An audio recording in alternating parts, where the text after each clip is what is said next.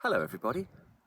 Behind me is Angel's Landing in Zion National Park. But look, I've got the place to myself again. What a wonderful gift. I got up quite early to do this. And I have to say, although it's not long, it is a pretty strenuous walk up. So that's the sun just starting to lick on Angel's Landing, and because there's so many deep crevasses or crevices depending upon, I'm not in the sun yet. It's kind of creeping around from place to place. Anyway, I wanted to talk to you today about hypnotists, and I don't mean hypnotists, I mean hypnotists.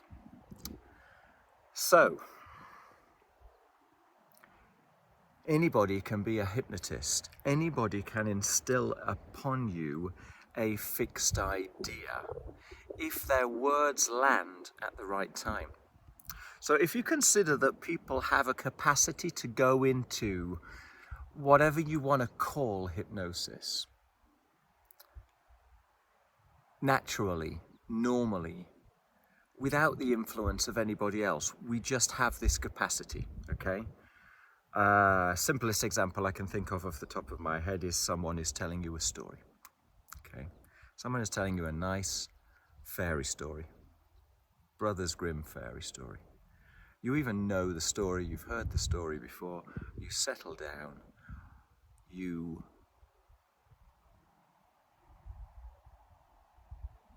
permit yourself to suspend your disbelief and to enjoy the experience. Or you sit down in the cinema and you know for 2 or 3 hours you can just suspend your disbelief and go along with the story. You enjoy the story.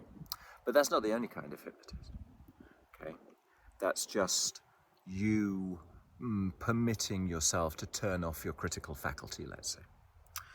It can come in moments of emergency, in moments of shock. So if, again, just off the top of my head, if you're in an accident and suddenly you find yourself in the back of an ambulance and you're scared and you don't know what to do, if there is somebody at that moment in a position of authority who tells you things, you will grab onto their words like your life depends upon it. So, the person in the back of the ambulance has extraordinary powers at that time to teach you things which may never ever leave your mind if they are sufficiently powerful. Authority figures come in all shapes and sizes, right? But clearly, to me, without a shadow of a doubt, the most important hypnotists in your life are your parents. And I think when we become parents, we don't really realize just what a job that is.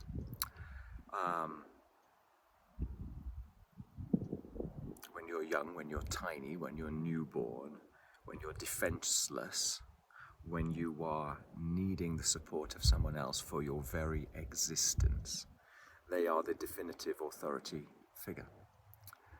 And in order to survive, you need to fit within the status quo, right? Otherwise you may be abandoned.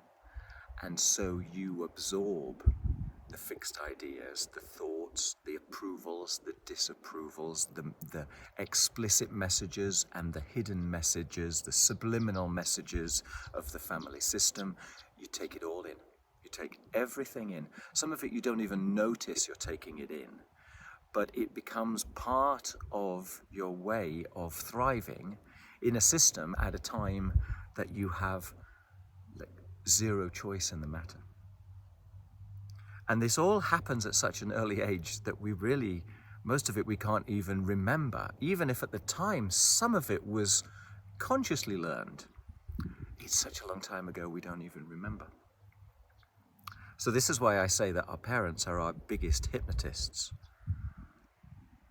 along then with our grandparents, our teachers, anybody of massive, significant influence, you know, we all have 2 or 3 teachers in our life, I think, who have made an indelible mark upon us for one reason or another, which may actually be a chance occurrence and the teacher may not even realize it. But the point is that we have been dipping in and out of hypnosis all our life long, all our life. When it occurs, our critical faculty is lowered, the judgmental part of our mind is quieter, and we are more influenceable. We're more likely to take on the words of somebody else, grasp onto them, and make them our own, kind of in order to survive.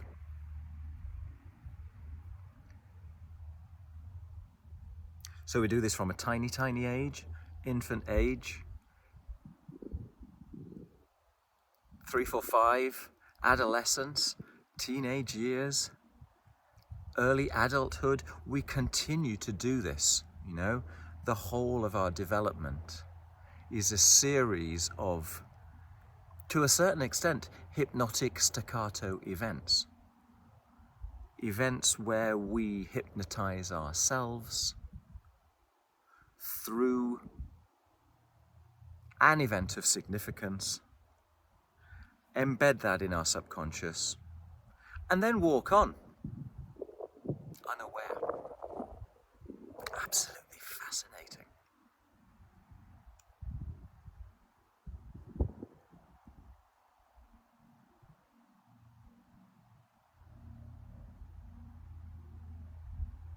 Such a beautiful place. I'm glad I got up here just as the sun is kind of beginning to bounce off all of the rocks.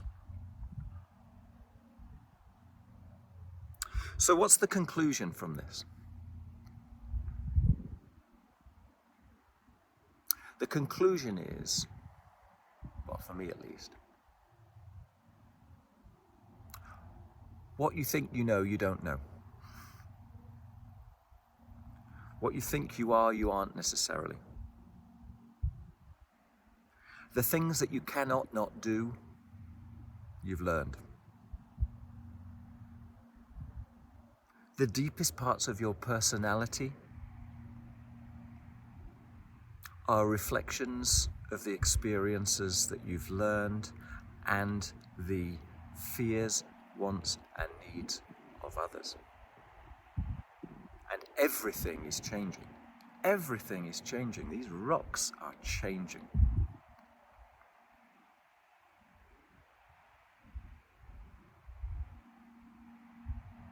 So people come to me thinking I'm going to hypnotize them, okay?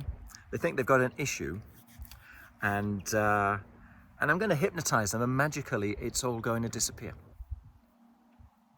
Usually what I do is I de-hypnotize them. I work on the basis that they are already running their own hypnotic story and they are doing it extremely well.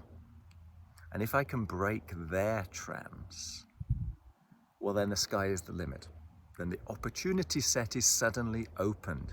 The rusty hinge has started to move. So reconsider what you think you know.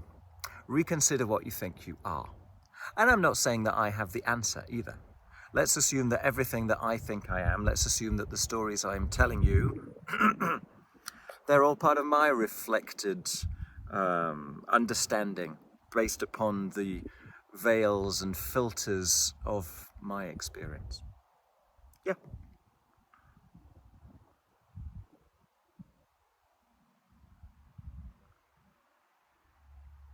But if you take a step back, you may come to a similar conclusion. which would be interesting. Simply because it's freeing. Okay, if you can appreciate that you have been influenced by authority figures throughout your life that have come to instill upon you your sense of all things,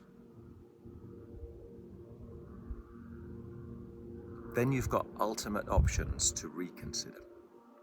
To thank them for what they've done, to thank yourself for the learning experiences that you've had, to be bemused by it, if it amuses you to do so, okay? Have a sense of kind of bewildered fascination by it. But don't necessarily take it as the truth. It's a truth. It's as valid as anybody else's truth, but it's fluid, because everything is fluid. There you go. I think that's all I need to say about hypnotists. The point is, we're all hypnotists. I may wear the t-shirt,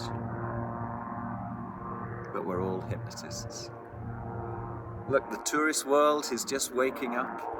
The first helicopter's coming around. There was a convoy of people walking up to Angel's Landing. That's why I came this way, because this way is beautiful. There's nobody here. All right, I hope you find that interesting, fascinating. It's a way of looking at the world in a slightly different perspective. And I think that's how you get out of your story. I think that's how you get out of your rut and make change.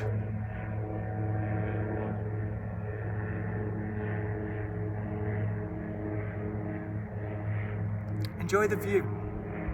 All right, take care. Be kind to each other. Make some friends in the real world, not on YouTube. Say hi to people. Make connections. Be good to the world. All right, goodbye.